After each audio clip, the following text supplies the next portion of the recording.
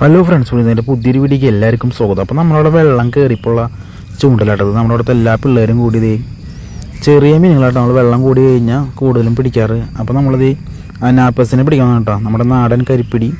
വെള്ളം കയറി കഴിഞ്ഞാൽ നമുക്ക് ചെറിയ മീനുകളാട്ടോ കൂടുതലും ചൂണ്ടലുമ്പോൾ കൊത്താറ്. അപ്പോൾ നമുക്കിപ്പോൾ ഒരു മീൻ കൊത്തിയിട്ട് കണ്ടില്ലേ, നല്ല അടിപൊളി കരിപ്പിടിയാണ് ഗൈസ്, കണ്ടില്ലേ. ഇത് വറക്കാൻ നല്ല അടിപൊളി ടേസ്റ്റുള്ളൊരു മീനാട്ടോ.